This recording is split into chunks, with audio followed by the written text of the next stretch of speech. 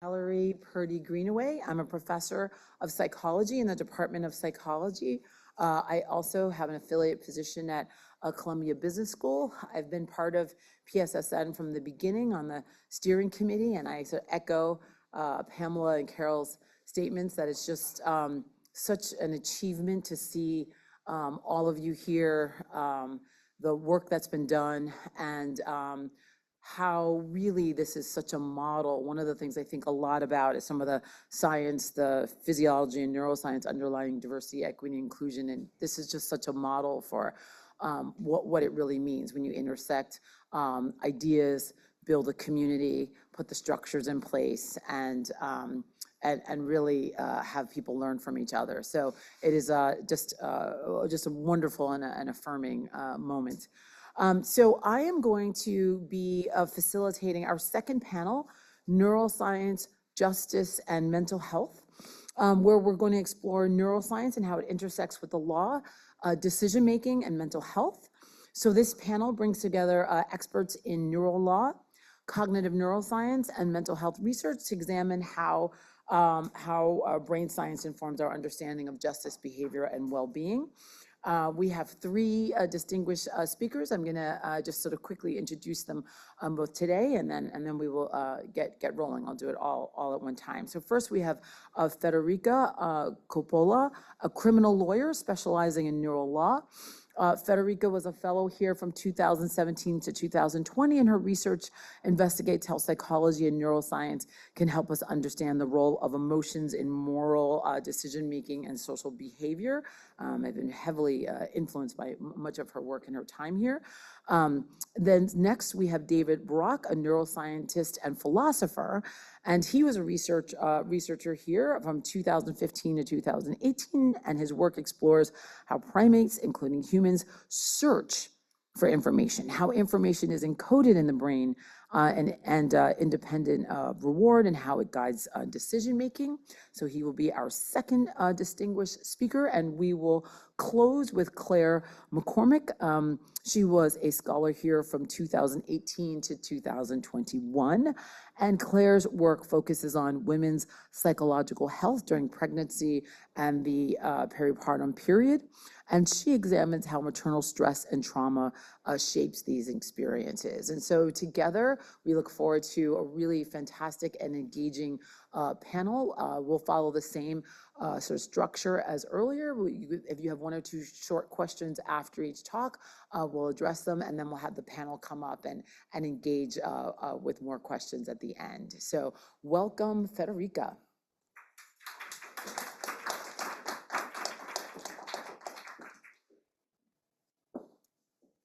Okay, thank you so much, Valerie. Good morning, everyone. It's a pleasure, a huge pleasure to be back here. It feels like yesterday that I left the program, and actually it's been almost 5 years, I realized.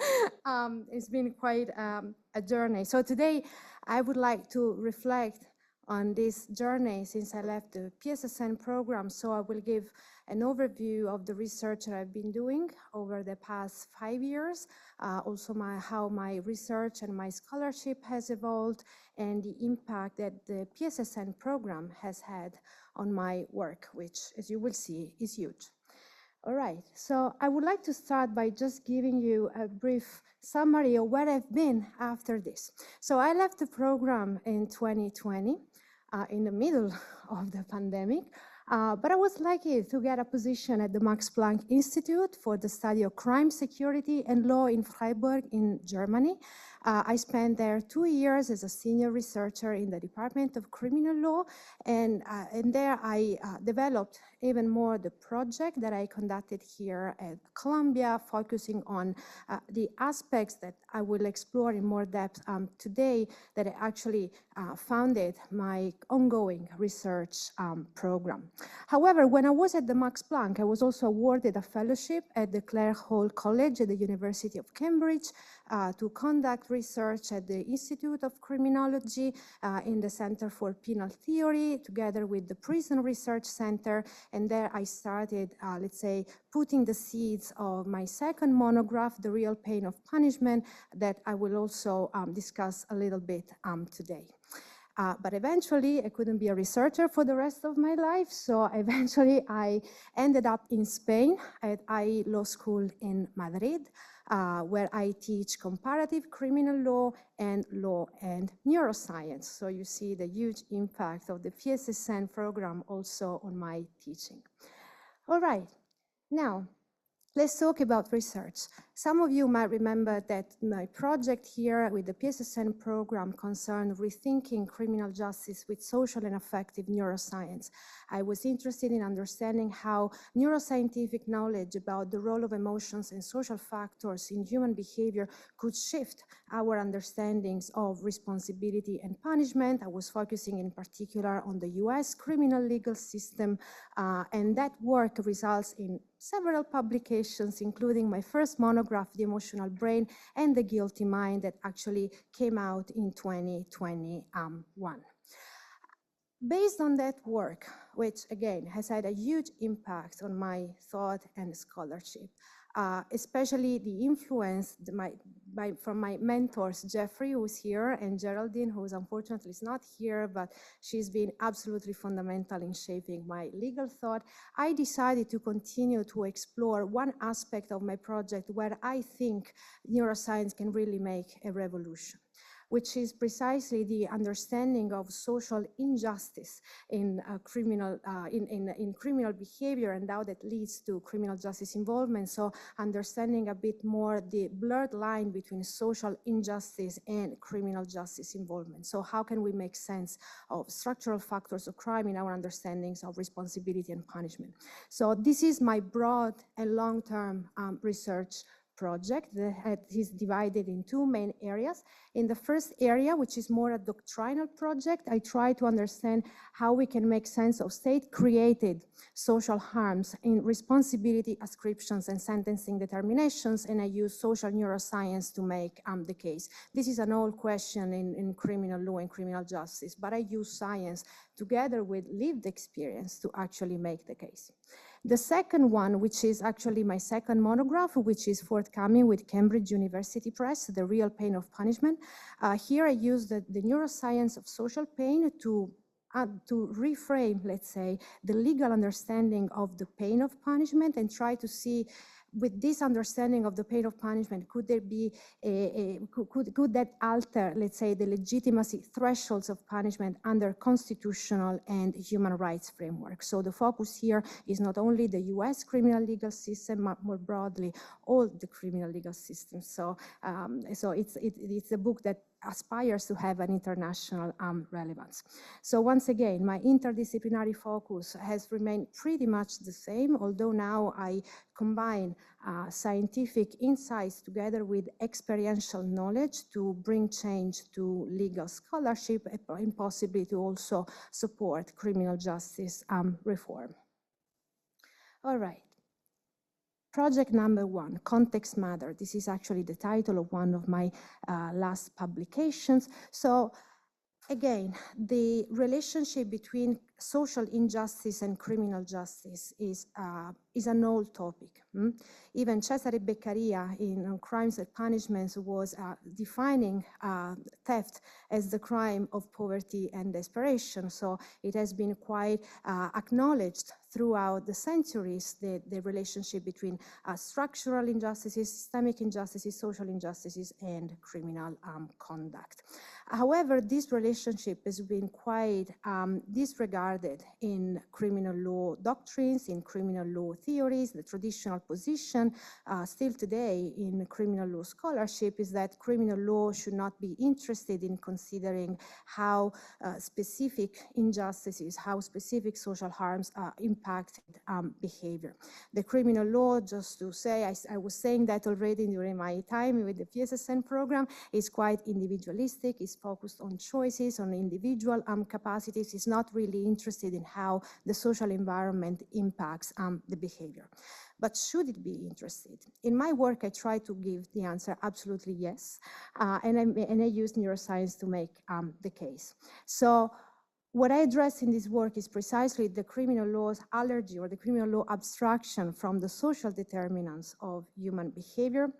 including structural inequalities that disproportionately contribute to criminalization, as well as the abstraction from the role of the state in creating or failing to alleviate these criminogenic social harms.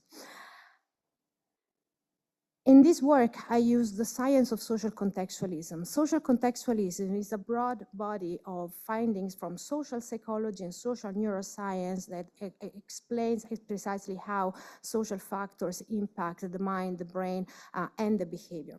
I rely heavily upon the work by Craig Honey, who is quite a famous social psychologist and a hero in criminal justice reform, who explains precisely how specific social traumas, specific social harms can impact the behavior in a way that is gradual and cumulative, and can result not only in psychological symptoms, maladaptive action tendencies, but also eventually in criminal conduct. So according to Honey's work, crime becomes an adaptive mechanisms to pathological contexts in many times.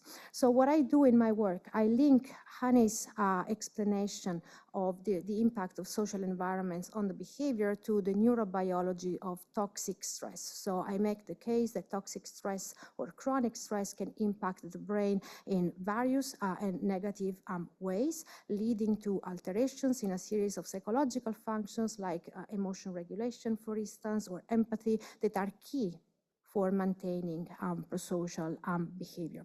But what is interesting about social contextualism, and that's what I think is a key finding for the law, is the emphasis on the context, on the fact that people that perhaps are overexposed to social harm make rational choices in pathological context. So this suggests actually a shift of the focus of adjudication of wrongful behavior from the individual to their pathological environments. Here, this is not to suggest either a deresponsabilizing narrative or a pathological or a pathologizing narrative. It's just to explain that we should view the way people behave not in individualistic terms, but in context, through the prism of their social context. So this is, again, a key finding for the law, and what I'm doing in my work, I'm trying to provide doctrinal avenues for making sense of precisely this aspect in our understandings of adjudication and sentencing determination. So in one paper that is currently under review, I propose the inclusion of a situational partial excuse for crimes that are triggered by chronic social adversity. So I construct literally a doctrinal framework hinging upon the logic or the rationale of duress together with diminished responsibility to provide a diminished responsibility verdict based on the unfairly diminished opportunity to do otherwise. These factors can be taken into account at sentencing as things stand now. However, is entirely discretionary. It really depends on the fact finder. It depends on the sentencer. But what I argue in this article is that actually this aspect should be taken into account during adjudication, because the impact that social factors can have on behavior really touch upon one of the core components of criminal responsibility, which is precisely the fair opportunity to do otherwise. So this has nothing to do with mental capacity. This is an entirely contextual partial excuse, which leads to outcomes also in terms of sentencing reduction, 10 sentencing options that tackle the structural factors of crime, because the provision of this excuse that does not really exist in Colombia, actually they do have something similar, but it's not really something that exists in other legal systems. It recognizes the impact of the environment on the behavior, so it provides incentives for sentencers for sentencing options that actually tackle the structural factors of crime. So for more socially rehabilitative sentencing options. And the last one, which is actually quite interesting, is the possible recognition of state responsibility in creating the criminogenic social harms that led to the specific crime. This is actually a work that a colleague of mine, Marie Manikis, has done in her last monograph. And so what I do here is try to link my proposal for a situational partial excuse to Maniki's framework for recognizing state responsibility in sentencing determination. So there would be a partial recognition of responsibility on both sides. So this falls under the framework of relational accountability. This is project number 1. Project number 2, the real pain of punishment. Once again, this is my second monograph that is forthcoming with Cambridge University Press, once I managed to finish to write it. Okay, so I've been thinking a lot about this. I've been thinking a lot about the idea of pain and the relationship between pain and punishment. And this is something that actually started here with the PSSN program. So the relationship between pain and punishment is omnipresent. Actually, the word punishment comes from Latin pena, which means precisely pain. So the idea of punishment is strictly linked to the idea of pain. Pain is actually not only provides a justification for punishment, but pain is also a benchmark for the legitimacy of punishment. We say that a given punishment is legitimate only when the pain inflicted is not too excessive, okay? However, national and supranational courts recognize and accept the fact that punishment, and when I say punishment here, I mean incarceration, has an inevitable pain component, which is actually tolerated. So if you also read the opinions by the European Court of Human Rights, the court actually recognizes that punishment does carry an inevitable amount of pain that is actually tolerated and legitimate. But when is it tolerated? When this pain is justified by the pursuit or legitimate penological needs, and also when this pain is not too excessive, meaning that it does not infringes upon the humanity, standards of humanity and decency. However, how does the law understand the pain of punishment? If we ask a bunch of criminal law theorists, what is the pain of punishment? The answer will be deprivation of freedoms, deprivation of rights, deprivation of liberties. So this is quite a theoretical understanding of the pain of punishment, but is it actually in touch with reality? There is a huge conversation right now in criminal law about how far criminal law should take care of the social reality of crime and punishment. When I was at the Max Planck, this conversation was quite ongoing, and I was taking for granted that the answer was, oh yeah, sure, we should take reality into account, but no, definitely not. So I was constantly getting in discussions or even arguments with colleagues that were of the view that the criminal law should stay abstracted in its normative dimension. So we should not really care about what happens in the reality of punishment, in the reality of incarceration. So I provide quite a different answer. So I've been doing some work, especially dealing with the criminological theory. So the actual pains of punishment have been quite investigated. So you see there is quite a famous publication by Sykes, 1958, investigating the real pains of punishment. This work is particularly popular also at the University of Cambridge, at the Institute of Criminology. Ben Crew has been reframing the pains of punishment. So there exists several taxonomies of the pain of punishment in criminological literature. So upon analyzing all this literature, I came to the conclusion that we can use social pain as an umbrella term for understanding the real pain of punishment. Social pain is the pain that follows instances of social exclusion, rejection, and isolation. It is a concept that is quite studied in social psychology and social neuroscience, and including the effects of social pain, such as the feelings of anxiety, humiliation, lack of self-worth, lack of self-esteem. It turns out that social pain, according to the shared representation hypothesis, social pain activates the same brain circuits that get activated when we experience physical pain, that there is an empirical disagreement about that, but it turns out that social pain also has some physical reality in the brain. I'm interested in understanding how social pain affects well-being and also behavioral functioning. And it turns out that social pain can have, according to the literature, quite long-term effects upon individual, especially when it comes to the effects on humiliation, lack of self-worth, lack of self-esteem. I'm making the argument that these aspects are strictly connected to our sense of humanness, meaning that the experience of punishment can be severely detrimental, that it really touches upon our sense of human dignity. So what I'm trying, this is my research question. If we feel the meaning of the pain of punishment with social pain, do the legitimacy thresholds of punishment remain the same, or will they be altered? How am I doing this analysis? So I am measuring this social pain lens against the legitimacy threshold that are enshrined in constitutional and human rights standards. As a constitutional standard, I'm using the 8th Amendment. As human rights standards, I'm using in particular Article 3 and Article 8 of the European Convention of Human Rights to see if there can be some differences or similarities. So the claims that I'm making is that if we understand the pain of punishment as social pain, it turns out that punishment, once again, punishment as incarceration, can deprive individuals not of fundamental rights, but of fundamental biological needs. It can generate physical damage as it impacts the brain. It can reduce growth and social-emotional development. It has a potential for permanent social dysfunction.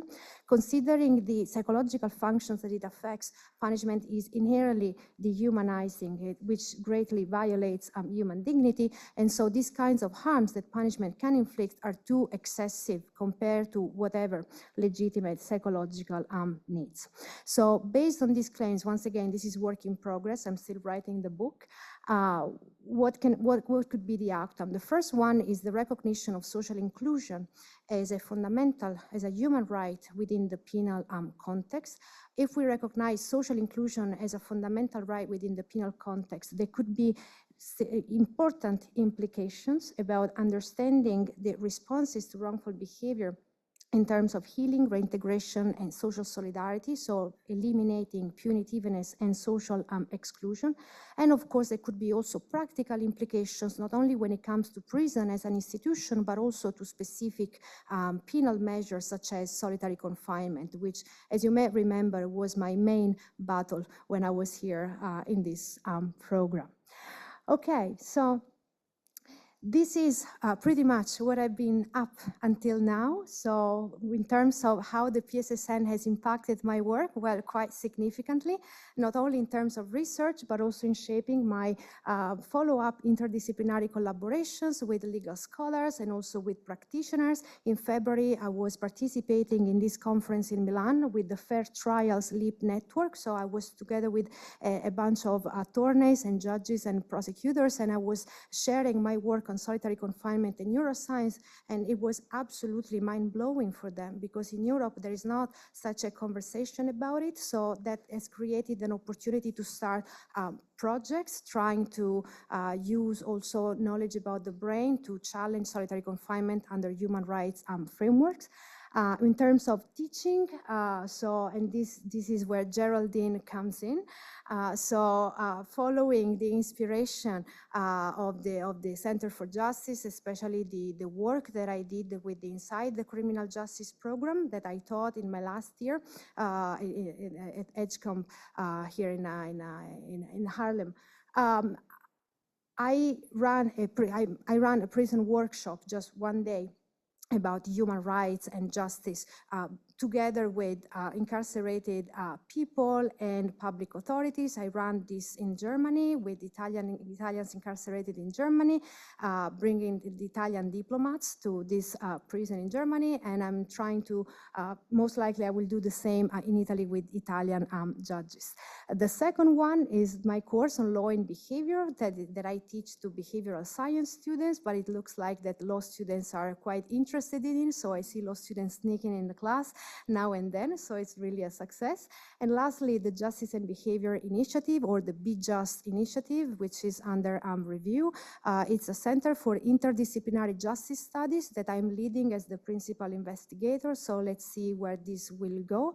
What is interesting is that the law school is getting together with all the schools of my university, science and technology, architecture and design, business, humanities, and political sciences. The idea is precisely that of proposing a new approach to justice making that brings together different expertise.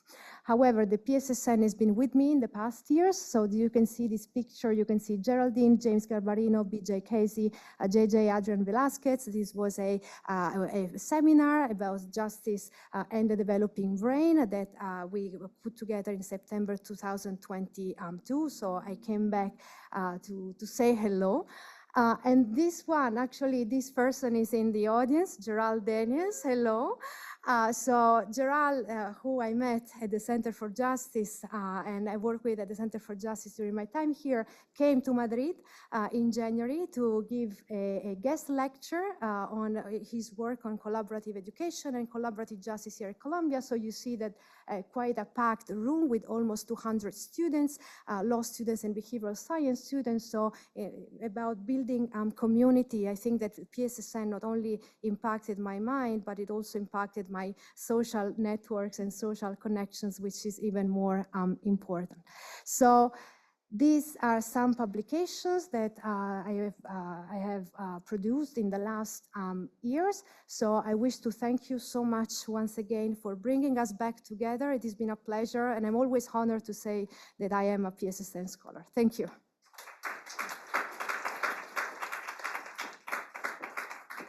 Thank you so much. And Geraldine Downey's lab lives forever. I took one of her first classes, Children at Risk, as a student here, and then worked in her lab in the 90s. So it just never goes away.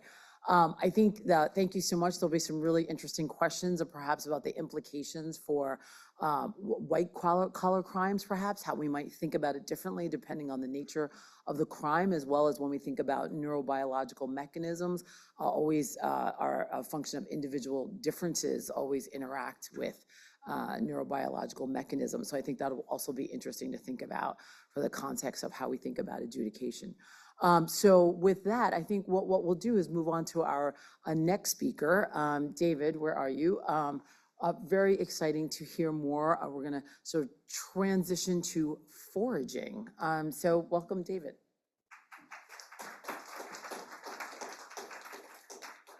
Hi, everyone. It's good to be back. It's good to see lots of old and familiar faces. Today I'm going to talk about inquiry, search, and foraging, just sort of go through what I've been working on the past few years.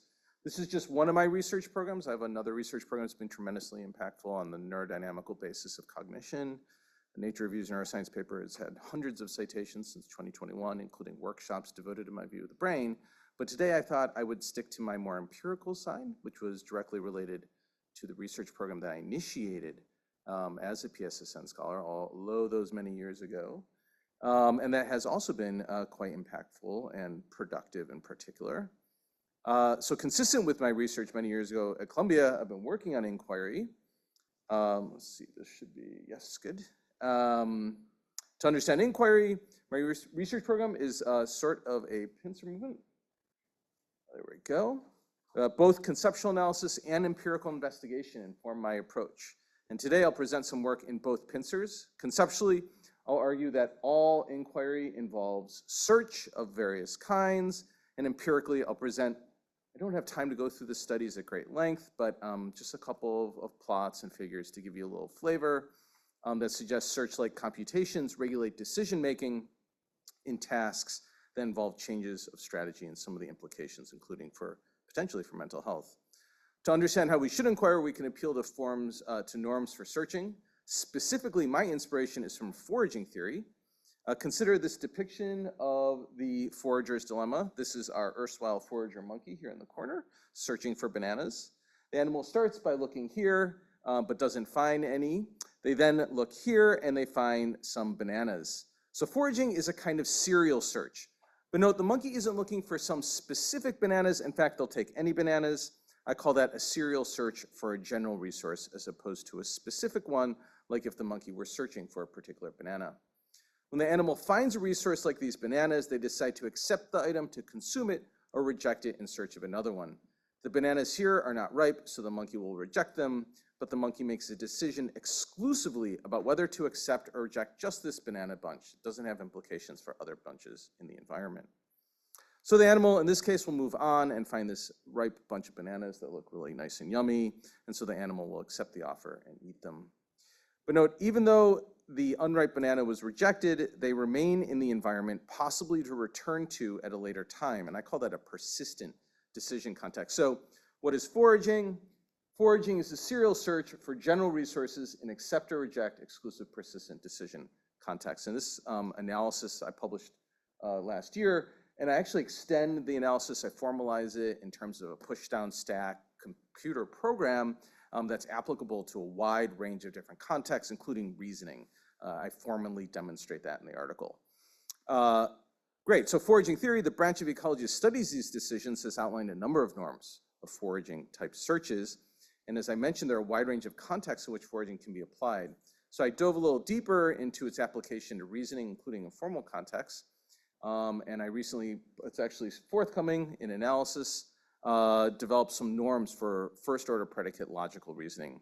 I demonstrated, in the sense of mathematically proved, that if we conceive of deductive reasoning as a series of decisions about which inference to make next, we reduce our uncertainty about the answers to our inquiries. Specifically, you can characterize argumentation as sets of propositions that can be ordered by the amount of uncertainty that they reduce about the world. This, in turn, implies that inference chains can be ordered by the amount of uncertainty that they reduce about the world. Since inference chains are just a certain kind of argument, and each next inference can be modeled as taking a certain step along these chains, this provides a rate at which uncertainty is reduced. So arguments can be measured by the rate at which they reduce uncertainty. But if we can measure arguments by the rate at which they reduce uncertainty, then we can use those rates to make decisions about when to abandon the set of propositions currently being used to construct arguments. So foraging norms can be formulated for changing premise sets in a formal mathematical logical sense.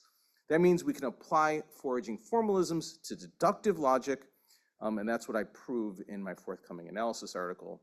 Using the simple first order predicate calculus, although I'm currently working extending these logical proofs to other formal systems, including what's known as dynamic epistemic logic, develops out of modal logic. It's useful for extending and modeling discourse between different agents, which is oftentimes, of course, how reasoning proceeds in a social context. So there's some rigorous tools here that I've applied to formalize my ideas about inquiry and foraging. But there's a fundamental philosophical question here, which is about the nature of inquiry. What is inquiry? So in some work that, some new work that I've been working on in the past few weeks, actually, I turned to an analysis of inquiry. Everyone agrees that inquiry is a type of temporally extended, goal-directed activity that exhibits a kind of psychological unity. When I wonder where I put my shoes, I have a goal to find my shoes, and I might look in the door, by the door, I might look in my car, I might look in the mudroom, laundry room, and so forth. But I might focus my attention on my memory instead, to recall when I had last taken them off. When I question similarly who left the lights on, I might consider a list of suspects in the house and go and ask them. These simple cases, as well as complex ones, are all psychologically unified, and there's two ways to understand this kind of unity of inquiry. First, it is sort of a unity of attitude. I necessarily take a so-called interrogative attitude toward a question. This can be formalized in the Essentialism about Interrogative Attitudes thesis. Attitudes, in all inquiries, the inquirer is in an interrogative attitude with what contents, whether, where, how, why, that express the goal of the inquiry. Second, it may be a sort of unity of activity instead of a mental state type. There might be some sort of mental activity that's occurring, thinking for some way to close my inquiry, to answer my questions. This can be formalized in the Essentialism about Inquiry as Questioning thesis. In all inquiries, some inquirer is questioning, expressible again as what contents relevant to achieving the aim of inquiry. So I'll start just by focusing on the Essentialism about Inquiry thesis, which I reject. And I don't have time to lay out the argument, unsurprisingly, but I'm going to briefly walk through a case. But just a few words first on what an interrogative attitude is. An interrogative attitude is a mental state directed at a question where contents as questions is often understood as sets of answers, not necessarily exclusive, and I'm understanding interrogative attitudes in that sense. The mental state type is not reducible to belief, knowledge, and so on, because it is not truth evaluable in the way that other propositional attitudes are. Does anyone actually think that an interrogative attitude in this sense is required for inquiry? Certainly, for example, Jane Friedman at NYU says that the attitude at the center of inquiry is a question-directed attitude, and that if one is to count as inquiring over some interval of time, one must have an interrogative attitude throughout that interval of time. And there are other philosophers who make similar statements. My argument against interrogative attitudes being essential to inquiry turns on cases like the following, might be familiar to some of you here, where we have a motivation for investigation that's independent of interrogative attitudes. In this case, a researcher has a standing desire for, say, to understand the moon. In light of this desire, they investigate the moon's composition, they observe the moon, perform tests on regolith return from its surface, and so on, and they form the aim to learn the moon's composition and carry out a plan to achieve that aim, all in the absence of an explicit interrogative attitude. So in this case, there's a standing desire of some sort to understand the moon that leads to the formation and execution of a particular research plan. Running experiments, analyzing data, drawing conclusions, and closing the inquiry.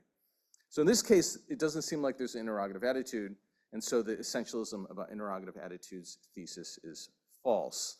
In the manuscript under draft, here I actually lay out this argument in much greater detail, of course, and defend the various premises. In that same draft, although now it looks like it's bifurcated, which I think all the academics in the room will understand how that often occurs, I turn to a more positive characterization. When we inquire, we engage in an activity to achieve some goal. So inquiry requires activity, but what kind? When engaged in inquiry, reasoners search for evidence to use. This could be empirical propositions, theorems in logic or math, common sense, and so forth. Reasoners also search for inferences to make. This includes both deductive, inductive, and abductive moves while engaged in inquiry. These inferences are often linked together into chains of inferences or lines of reasoning. And if you're seeing a connection now to my formal work on foraging, that's exactly right. In addition to search, reasoners make a host of decisions. They decide when to change that evidence, like adding new evidence, removing old evidence from consideration. Reasoners also decide when to switch lines of reasoning. This can involve both the choice of the next inference based on some evidence, as well as when to switch lines of reasoning or chains of inferences altogether. And finally, of course, reasoners can change strategies. I think all the academics in the room will have this sad sort of experience of chasing down a line of thought of inquiry and it kind of running dry. And the question then at some point, you have to switch strategies and adopt a new line of inquiry. And my work presents a formalization of that problem. So these features of inquiry suggest that inquiry is search and decision-making, or selection, as I prefer to call it. Not any search and selection will do. The search and selection has to be relevant, has to be about the aim, the topic you're investigating, and of course, they have to be connected to each other as well, so that be a relevantly connected search and selection. So how does this relate to those two theses I presented earlier? Here again is that IQ, the other thesis. All inquiries are temporally extended goal-directed activities in which some reasoner is questioning. Expressible is sort of the what as a question, where, why, how. This is relatively vague, so I propose this replacement thesis, essentialism about inquiry as search and selection. All inquiries involve a reasoner searching and selecting between options, which are expressible as what contents, but don't actually require an interrogative attitude in the reasoner's mind. Okay, good. So that gives you a flavor of some of the recent philosophy, analytic philosophy I've been working on. Getting back to the implications of all this work and generalizing, inquiry is a type of search, and norms of search can help us understand inquiry. Norms of search including foraging norms. I've also made some headway on the empirical side of my research. This slide hopefully will look familiar to some of you. My research on battleship and monkeys and humans searching for information has proved fruitful. So I published the behavior in this manuscript in Scientific Reports 2 years ago now. Monkeys and humans searched for shapes that were hidden on a grid. The color was random from trial to trial, so monkeys or humans didn't learn to associate specific colors with specific shapes or locations. The monkeys got scores of juice, the humans earned points. And there was only a single shape that humans or monkeys searched for on each trial. Shapes were tied to specific locations and shapes can overlap. I'm going to present some behavior on this particular task. Monkeys were really good at doing this, very surprisingly. So on the x-axis here is trial number. On the y-axis is the proportion of optimal choices in a trial. That's just the choice of a tile that maximizes the probability of finding a piece of a shape and getting a squirt of juice if you're a monkey, or some points if you're a human. This black trace here is my first monkey's performance. Oh, that somehow went way too quick. Where are we here? Sorry about that. Right, good. So the animal did pretty well. By the end of this learning the shape set, their performance is around 70%. The behavior is remarkable because if you just search randomly, that's this green squiggly trace, you can see that the animal's performance is much better than random. And if you do something a little more reasonable, like searching randomly at first on the game board, and then once you get a hit, searching locally around that square, you still do much worse than the animal's performance. So the monkeys aren't searching randomly. But the animals are also far from optimal, so that magenta trace at the top of the plot is the Bayes optimal value, Bayes maximization of expected value optimal model. And you can see that the animals, the monkey, my first monkey did much worse than that model. So we have this very interesting behavior that I uncovered here. Not only is the monkey learning to reveal the shape, there's some specific computation that seems to be occurring. My second monkey was even better than this at the task, although also still far from optimal. And then humans, I ran in this initial version of the task, 42 humans reported that behavior in the publication as well. The humans were also very good. They learned the shapes about an order of magnitude quicker than the monkeys. But consistent with the monkeys, all participants outperform the random models, but they also all underperform those optimal models. So one of the benefits of using a task like this is it sits in a sweet spot between being too easy to solve, and so participants simply adopt the optimal solution, and too hard to solve, so participants just give up and search randomly. Which of course I contend is like many of the problems we face in the real world, where we have structured inquiries to uncover information that are relevant to our goals. So how were participants learning to reveal the shapes on this task? Insight for the way they learn came from foraging theory, which probably won't surprise you at this point. On the left here is the plot of the marginal value theorem, and on the right is a plot of participants' behavior on my task. The marginal value theorem from optimal foraging theory basically states that when choice outcomes at a resource drop below an average, you should leave that resource and depart it in order to find a new one. And I saw a similar pattern of behavior and choices on the battleship task. And that's what you see here on the right for all the humans. On the y-axis here is the information outcome from turning over a tile. That's just how much uncertainty was reduced about what the current shape is that they're looking for. And on the y-axis here is outcome relative to a jump. So human participants and the monkeys, they show this interesting pattern of behavior where they would search for a couple tiles that were connected in one part of the board, and then they would jump to another part of the board. So this is the outcome just before that decision to jump, 2 outcomes before, and 3 outcomes before. The blue line here is the average information outcome across all choices. What you can see is the information outcome just before the decision to jump across the board was below that average, but was above that average 2 and 3 outcomes before the decision to jump, which precisely matches this sort of marginal value theorem prediction from foraging theory. Both monkeys showed the same pattern of behavior. So both monkeys tended to leave a part of the board to search another part when their outcomes just before jumping were below that average, but the outcomes before jumping tended to be above that global average. Okay, good. So following foraging laws, which it looks like this is a sort of a signature of that in the behavior, it looks like the participants are doing, is not optimal on the task. Sticking around one part of the board might not make sense for more than 1 or 2 choices if another tile on the other side of the board is already better.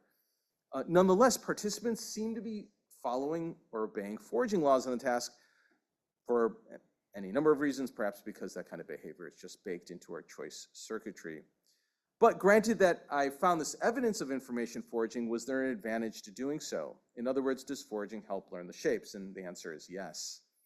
To answer that question, some measure of foraging was needed, and I created a custom forager score. I computed that score for each human participant. I don't have time to go through the score right now. I'm happy to discuss it later. And I plotted it on this x-axis. On the y-axis, I plotted a quantification of learning. To quantify learning, I examined changes in the mean and variance of the number of choices required to finish revealing a shape. I set the end of learning to the last detected change in the mean or variance across all shapes and trials, but separately for each subject. Faster learning is an earlier last change point, whereas slower learning is a later one. Here we see the data from all human participants. Each point was a participant. The takeaway here is that the better participants foraged, the higher forager score they had, the faster they learned the shapes. Okay, so this was remarkable. I didn't predict this. It was actually spurred by a question from an earlier presentation in the audience of this data. And I nearly fell out of my seat in the lab when I saw this. This was remarkable. And so I didn't trust it. So the first thing I did was try to see if any sort of choice strategy might result in this kind of pattern behavior, but it was not observed in any of those three models I mentioned earlier, neither the random choice model, nor the random at first followed by a local search, nor the Bayesian model that maximizes the expected values showed this pattern. And while the analysis was exploratory, I have now tested these findings using a novel shape set that you see here on the screen. I investigated shape search behavior in a cohort of more than 150 participants. We regressed the last change point, again, age and information and reward forager scores. Here you see the same plot as the previous slide, but for young adults. This is a paper that's in prep right now from a Columbia alum, postdoc alum, actually, Akram Bakor, who's now at the University of Chicago. We saw the very same learning effect in the younger adults and in the older adults. And I'll add that, and this is what's kind of cool here, the older adults both tended to information forage more and learn the shapes quicker than the young adults. For every 4 years of age, participants learned the shapes a trial earlier on average, earlier. So this was completely unexpected. It's like an effect of wisdom for people who are aging the audience rapidly, like myself. This was like a very reassuring finding. But we're going to pursue this further. It's really fascinating. And hopefully we're submitting this paper imminently. Besides these kinds of information search tasks, I've also recently published some really interesting work studying reward foraging and its interaction with certain decision-making traits. I collected data from online participants in a reward foraging task who also completed an ADHD self-report score survey. In this task, participants made decisions about whether to continue to harvest rewards from a depleting resource or to wait through a delay to replenish that resource. So at the beginning of trial, participants saw a screen with columns of bushes on either side. The bushes represented patches. They moused over a trial start box. After starting a trial, they had a choice: choose to stay in a patch and gather points, or leave the patch. They chose to stay, they gathered some points, and then they faced the same decision, but the points associated with staying had decreased by a small amount. At some point, the participants chose to move on, which reset the value of the stay option. This choice also incurred a brief timeout of either 1 second or 5 seconds in blocks. After the task was finished, we had participants complete an ADHD self-report score screening survey. A score above threshold was screen positive and one below threshold was screen negative. So I discovered that, this is a paper I published last year, it was all over the newspapers actually, that participants who screened positive on the ADHD self-report scale actually performed better on the task. So they tended to leave patches sooner than those who scored negative, but leaving sooner actually resulted in a higher reward rate than those who screened negative. So by leaving sooner, they actually performed better on the task. And that was a pretty surprising finding, but suggests a novel explanation for the persistent prevalence of ADHD across the population, namely that ADHD screen-positive participants earn more rewards. It also suggests there's some real power in the foraging approach to understanding psychiatric dysfunction. Foraging can also provide some insight into the cognitive mechanisms behind these kinds of choices. So this is data from an individual participant. And what you can see here is that in both the 1 second timeout condition between patches and the 5 second in red, over the course of the run, this participant tended to leave those patches earlier and earlier. So the question is, what's giving rise to this kind of dynamic choice behavior? And what I did here, this is a paper that's under review right now, actually revised and resubmit. We fit a number of models to this behavior to try to explain it. When you just appeal to rewards, you can't explain this behavior at all. But if you include an information term in the behavior, then we can, in fact, explain this behavior, this dynamic decision behavior quite well. This was also, by the way, another fall out of my seat in the lab moment. You don't usually get model fits that look like this. It was a super interesting finding. Okay, good. I'm getting lots of gestures. This suggests I've run out of time, so let's wrap up. Foraging is a serial search for general resources in accept or reject exclusive persistent decision contexts. and some inquiry is a form of foraging, and foraging principles can reveal new norms for guiding inquiry, including in the most rigorous mathematical sense imaginable. But also it looks like these kinds of foraging computations help regulate our decision in a range of choice environments. Thank you so much for having me today.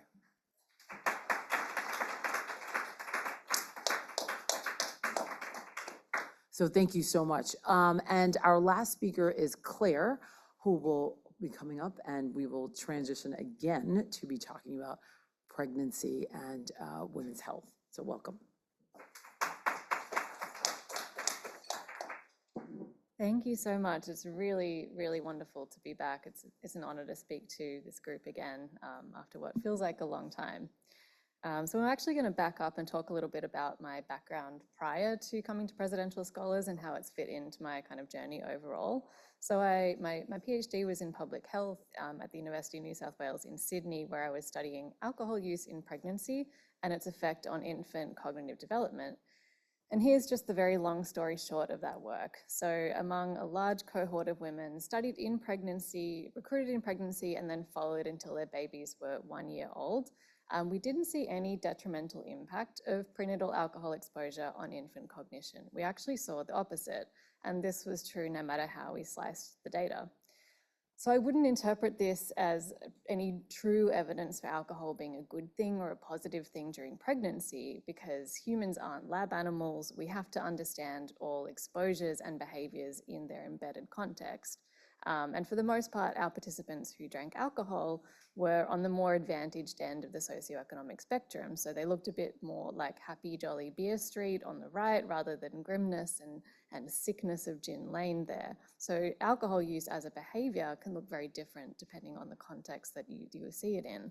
The point is that we need to make sure we're asking the right questions and that prenatal exposures have to be understood in their context, in their environment. And another piece was that social stereotypes and morals can and do obscure science and our assumptions. But as a PhD student, it left me wondering where to go next, since I was interested in studying prenatal programming and perinatal health, but increasingly focused on other maternal and environmental factors. And this is what brought me to the lab of Catherine Monk, with the idea that maternal stress, depression, and trauma actually can play a more clear prenatal programming role than substance use does.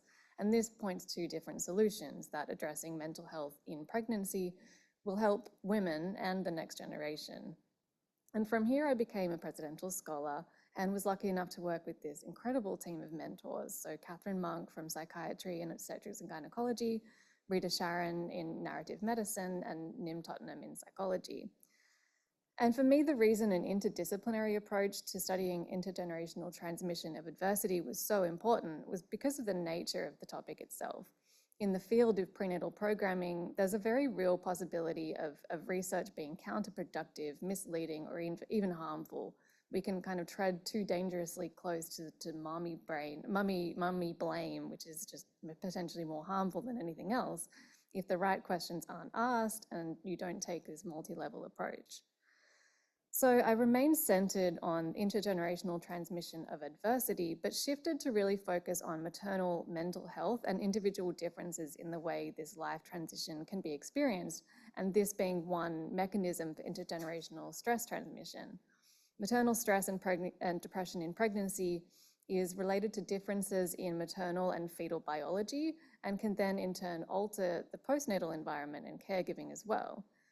So in humans, this research has to involve a dialogue between evidence at the level of brain, behavior, and then narrative or lived experience to do justice to these complicated mechanisms. And so with this postdoc, I was able to expand my research to include qualitative approaches and to consider the maternal brain during the perinatal period. That brain focus was motivated in part by a surprising lack of research in this area. And in fact, the way that we've conceptualized the maternal brain and the way neuroscience has really mostly neglected this topic has been quite limiting for the field. When we think of the maternal brain, we've mostly been talking about mommy brain being this negative concept involving forgetfulness, fogginess, a loss of function. And this is partly a narrative born out of misogyny, and really the concept is diminutive. So just as work done primarily by women has been historically devalued, it doesn't recognize caregiving as real work that involves tremendous skill and is cognitively demanding. So the new way to think of mommy brain, I would argue, is that it's a narrative reflecting adaptations of a mother's brain and response to the demands of parenting. And this is not just fussiness over terminology. It's about recognizing that persistent social constructs have actually blocked productive research on this fundamental aspect of human behavior and existence. I mean, so is there anything to mommy brain, or is it all a myth? I mean, it's true that a majority of women do report some kind of fogginess at this period, but subjective reports, interestingly, tend not to align with our objective data. Studies tend to not show significant memory deficits in new parents, except for perhaps minor transient effects in verbal memory during late pregnancy. And this raises questions like, could mommy brain be an attentional bias where normal lapses in memory are misattributed because we have this existing stereotype that we have a label for? Could things like sleep deprivation and exhaustion make cognition feel more effortful without actual performance declines? And to illustrate just one example about how tweaking the question can be illuminating, here in this study, our goal was to test memory of mothers and non-mothers, but to use ecologically relevant stimuli, that is, baby-related items in the memory tasks themselves. And we saw that memory for adult-related stimuli was similar across groups. However, memory for baby stimuli was higher in the pregnant group. And then for long-term object-scene associative memory, the pregnant group had higher accuracy scores overall, regardless of stimuli, than the never pregnant group. And so you might not conclude that it's fair to say memory is better or worse at this point in time, but that it is different. Our focus is different, our attention is different, and this is a good thing. It's evolutionarily what we should be doing. So one part of reframing mommy brain is about reframing capacity, and the other is about accounting for load. So mothers are juggling responsibilities of parenting in the context of an increased mental load, including shouldering burdens at home, domestically. There's financial strain at this time, an intensive mothering ideology that's become so dominant, and of course, caregiving demands, particularly single parenting, which is this growing demographic. And parenting stress has actually become so severe that the Surgeon General even issued a health advisory last year on the mental health and well-being of parents. Appreciating this significant burden and measuring mental load is an essential component of studying the maternal brain and risk for perinatal mood and anxiety disorders. This is, of course, not a new concept outside of neuroscience, but the point is it hasn't actually been brought into the cognitive or neuroscience so far. It surprised me to learn how little study the maternal brain had received until relatively recently, considering everything we know about pregnancy and how it's such a transformative event physically. But we are starting to appreciate that during pregnancy, the brain shows a striking degree of neuroplasticity. So a few years ago, there was a landmark study, just as I was starting out my postdoc, that compared brains prior to conception and then after pregnancy, and found volume reductions that were prevalent long after delivery. So that was a pre to post-pregnancy comparison. Now, this case study, published only a few months ago, mapped neuroanatomical changes that happen actually in pregnancy for the first time. So about 24 scans were completed in one individual from preconception through 2 years postpartum. And what you see is decreases in grey matter volume and cortical thickness throughout the brain, in contrast to increases in white matter tract integrity. And few regions were untouched by this transition. And what made that study significant in particular was the ability to see trajectories across this entire period for the first time. In this commentary that I wrote for Nature recently, we particularly highlighted the inflection point in the direction of change that clearly happens right around birth. So previously, any changes in the parental brain had been described as being in service of this adaptation and preparation to caregiving specifically. And of course, that's part of it, but we argue that this new data also hints at something else, which is that this reorganization might also be supporting orchestration of the physical, biological, and psychological processes involved in the event of childbirth itself. And this moment in the transition to parenthood has actually been completely neglected by neuroscience. in a very recent study from just a few weeks ago, this is backed up by the first data from a larger sample, 127 women with planned pregnancies, scanned twice during pregnancy, twice postpartum. And here in the larger sample, you see the same trend, very similar degrees of structural change, particularly with the limbic and default mode network showing especially pronounced volume reduction. So at first impression, the knowledge that there's this brain volume reduction might seem to almost confirm that negative mommy brain narrative, being associated with aging or cognitive decline. But actually, we view this restructuring as an adaptive process. So think pruning, think fine-tuning, less is more, where the brain refines its pathways for efficiency. And in fact, the amount of grey matter change you see in pregnancy is very similar to what you see in adolescence, another period of heightened neuroplasticity. And this aligns with the concept of matrescence, the developmental transition in parenthood, thought of as a developmental stage in adulthood. So we used to think that neuroplasticity was something that only declines with age, but now we know that both adolescence and potentially pregnancy are other periods of increased neural adaptation later in life. And it's interesting to think that it's only relatively recently that those two phases are more separated in time. So although neuroplasticity during matrescence we think of as being primarily adaptive, this period of development can also be a time of sensitivity to stresses, including that mental load that's heightened. So we can look to developmental neuroscience to get hints about how periods of high neuroplasticity earlier in life pose both potential costs and potential benefits to mental health. So there's opportunity and there's vulnerability where there's plasticity. So far, studies have needed to establish that this was even a period of change to begin with. So we've looked mostly at pregnant women as one whole group compared to non-pregnant women. However, we know that while many people experience a relatively smooth and happy transition, others really struggle, and far too many experience postnatal depression, so as many as 1 in 5. And it's also notable that there's significant overlap in the brain networks that we see change in pregnancy and those that are implicated in mood disorders like reward and default mode networks. So one of the most important next steps in this field is about understanding individual differences in trajectories of change and what that might mean for improving understanding and hopefully prevention of perinatal mood and anxiety disorders. And this personally for me is my main motivation and where I'm steering my work.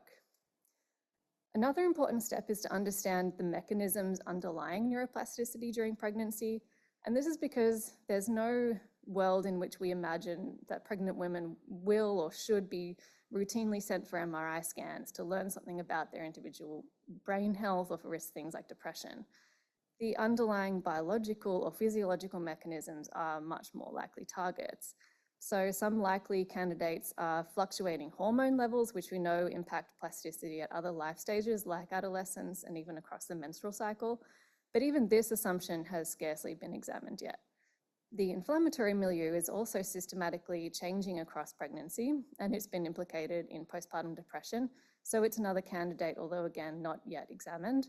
And other factors like the role of brain iron concentrations are promising too, and I'll say something more about that in a little bit. And this leads me to the work that I am most passionate about currently. So the NEST study is led by me and Mariah Thomason at NYU.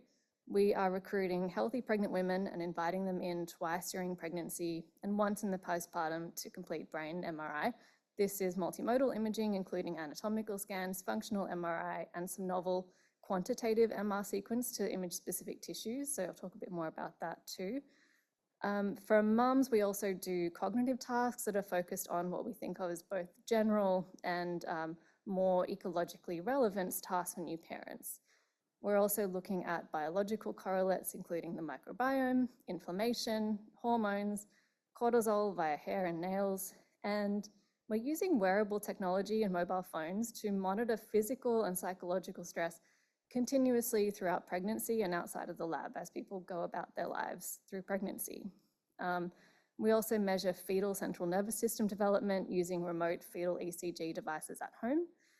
We've also just enrolled our first partner because this is an understudied area too, and partners in a way are the ultimate control group to tease out the biological from the environmental factors related to change. And another thing that makes this study very special is working with Dr. Thomason, who's a pioneer in the field of fetal and infant brain imaging, we are able to look at 2 brains in one imaging session.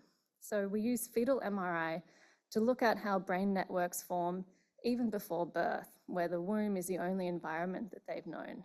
So we follow that up with newborn brain imaging and behavioral studies to learn what alterations in the prenatal brain might tell us.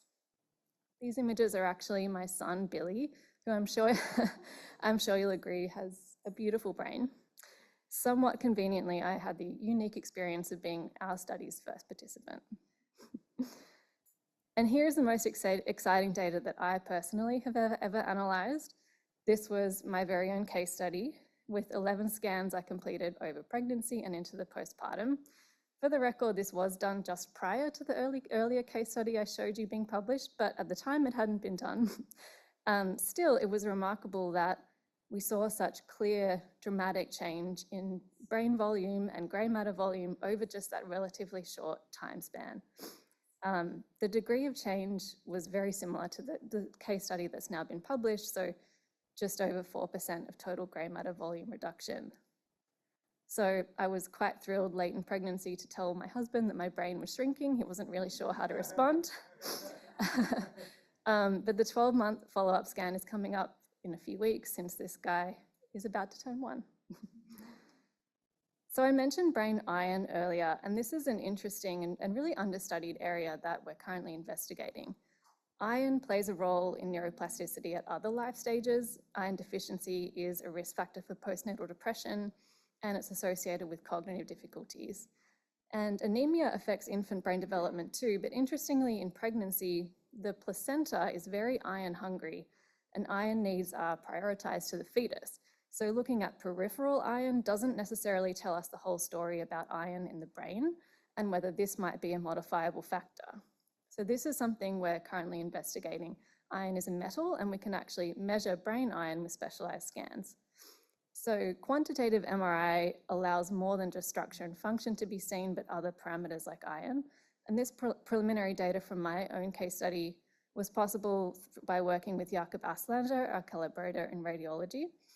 And this densely sampled case study, we saw significantly higher markers of brain iron in pregnancy, particularly in basal ganglia regions where we see an increase over time.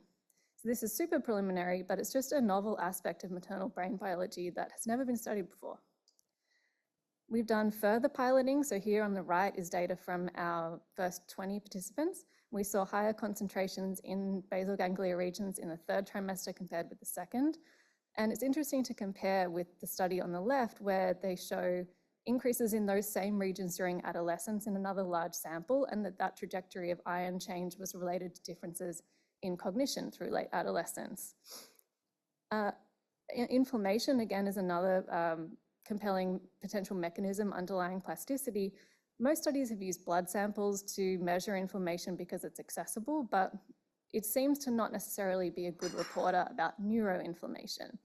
So some innovative solutions we're working on with our collaborators to kind of move beyond the periphery include looking at brain-derived exosomes quantified from serum, quantitative brain MRI, which seems to have a way to indicate inflammation in brain tissue, and also collecting CSF from planned C-sections, not something that researchers normally are able to access, but with epidurals, it actually is available.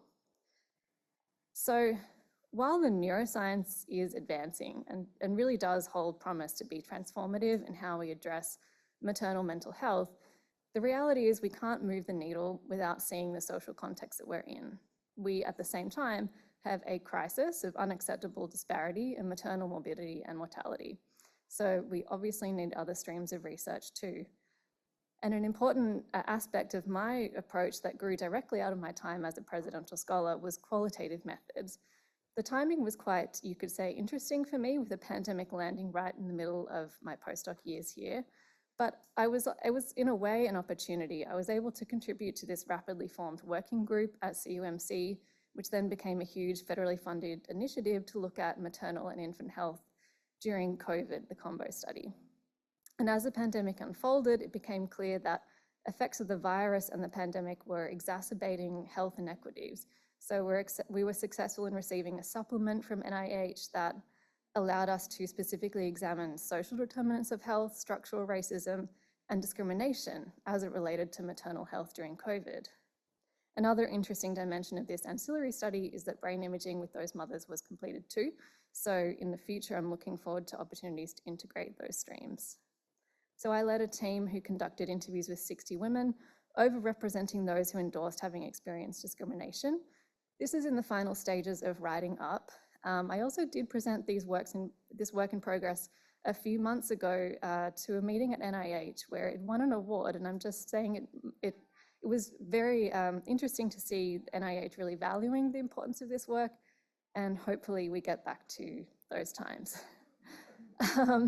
The themes that emerged though as being most salient were inaccessibility of resources, lack of cultural sensitivity from providers, increase in medical distrust, and disrupted communications. So these are real challenges, but optimistically, they also point to changes that could be implemented now that would have an immediate positive impact on maternal stress and reduce barriers of care to those who are most at risk. So the point is that we need to be able to move forward with multiple lines of research at the same time so that when translational evidence becomes available, we actually understand the real world, we understand the needs of a diverse group of mothers, including those who are underserved as they navigate pregnancy in the world that we're in. And so I want to just conclude by talking about interdisciplinarity. People have already shared such great wisdom about this today. But for me, the Presidential Scholars Program has been really instrumental in shaping my approach. I think on the personal level, it taught the values of being critical, curious, even maybe a healthy dose of skepticism, encouraging me to read widely and engage with diverse perspectives, which is easier said than done. You really need to be given permission to do that. It's also shown me that the most pressing social problems like maternal health disparities can never be solved just within the boundaries of a single field. They need an integrated approach that looks at many layers together. There are so many different people that need to be brought to the table to move research forward and to actually have it create change. And so I think through this interdisciplinary work, you first learn the importance of really clearly articulating ideas, defining your terms and what you mean, distilling them to their essence, and learning to speak outside your field, maybe more importantly, listening outside your field. And yeah, all of this is easier said than done. So it's one thing to say that you value and encourage interdisciplinary work, but it doesn't actually happen unless you create time and space for it. The only downside, I guess, is that disciplines are still overwhelmingly siloed. It's baked into the structure of universities, except in quite rare cases like this program. So I think for me, the opportunity to work at this intersection of science and society, it builds better, more meaningful outcomes for everyone. And so I'm grateful to have benefited from the experience. I like to think I carry it forward as I teach and mentor students now. So thank you to Presidential Scholars. Thank you to my current team and collaborators.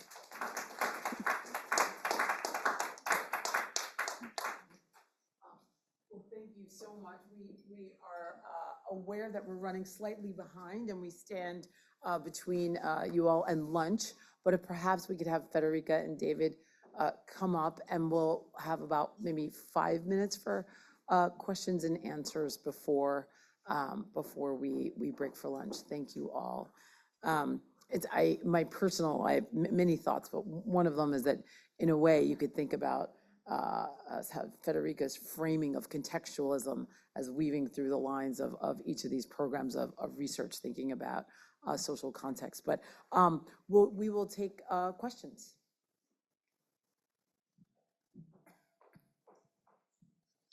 Hi, thank you. I have so many questions, but Federica, I'll start with you, if that's fine. So I know that when it comes to like physical torture, we've made these things illegal, at least, in terms of human rights. There's been some discussion of that. And then people have talked about how psychological torture may be kept vague because physical torture, you can measure it, you can see it. And so there's an incentive for those who actually want to torture to keep psychological torture vague. And so I'm really curious how you see what you're kind of developing in terms of this talk of pain as psychological torture, because you talk about humiliation, you talk about dehumanization in a pretty radical sense. So I'd love to hear more about that. Do I respond now or? Okay.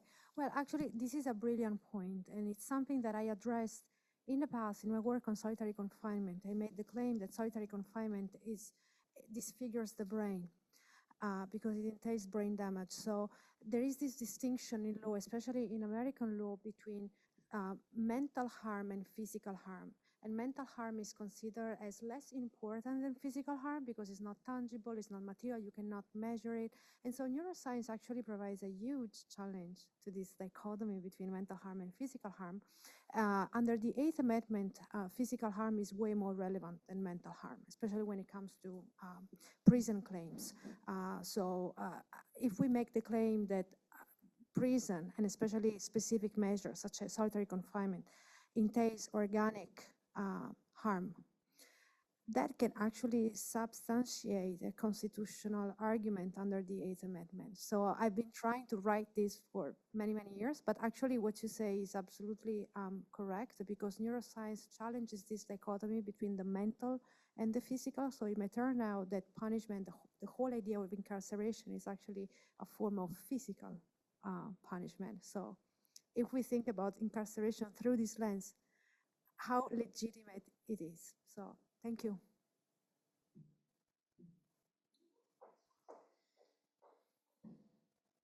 Hi, also a question for Federica. Well, I'm a fellow lawyer and attorney, and I've worked with judges, and I know how difficult it is sometimes to even bring up things like, the latest scientific research in the court arguments and things of that nature. In terms of the application of your own research, do you see or have you seen examples of actual lawmaking in progress or possible bills that would actually take account of your research and the lawmakers actually arguing with each other about how to improve the legal norms regulating, say, criminal justice or maybe other branches of law? So has your research had practical implications in that sense? Well, for sure, my research has been cited in district court decisions, which is still something.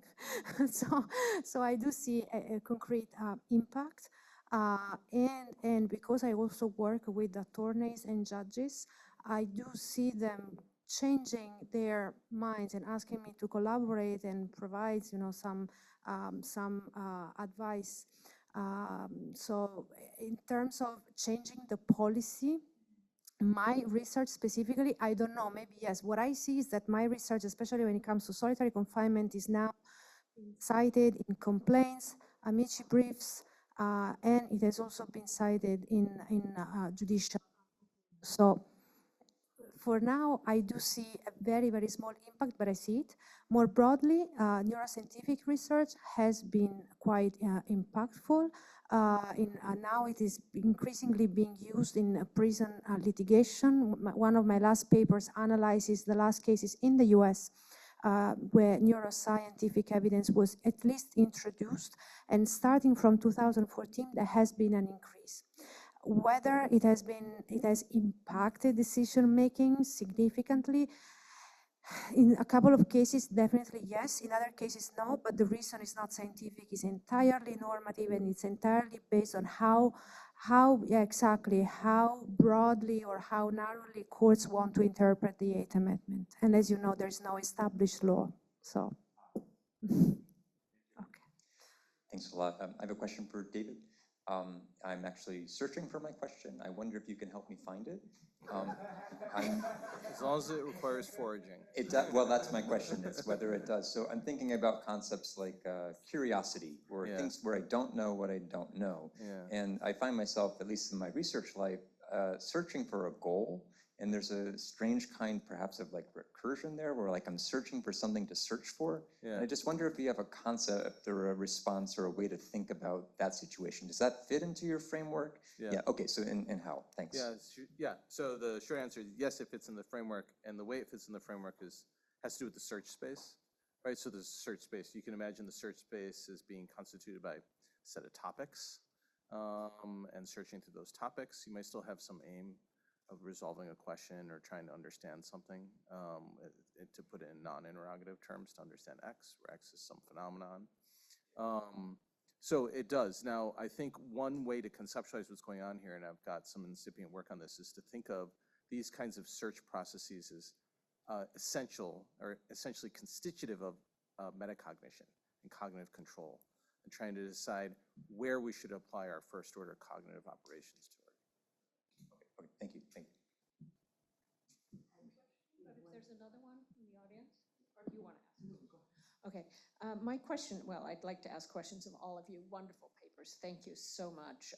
But my question is similar to Andrew's actually, which is, think about foraging actually, naturalistically. You forage, you see something else, you get distracted, you go off in completely different directions. You don't maybe see that in lab monkeys with juice, but presumably if you followed them in the wild, you would see the kind of distraction and new lines of inquiry that open up out of that. And so, how does that figure? And I see it coming through your inquiry into inquiry, but I'd like to hear you say a little bit about that. Yeah, so one of the great aspects of foraging theory is that it's been in existence for about 70 years now, and it is incredibly empirically validated.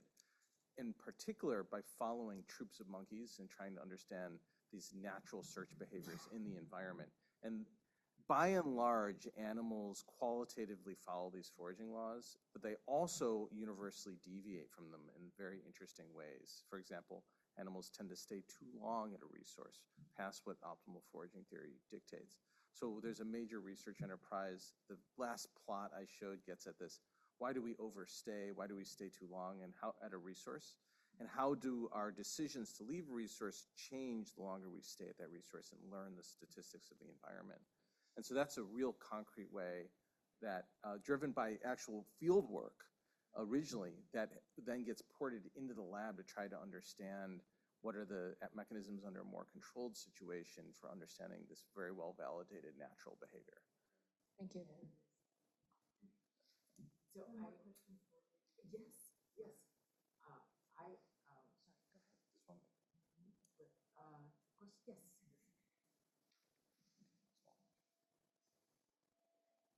Thank you. This is a short question for Claire. Thank you very much for that talk.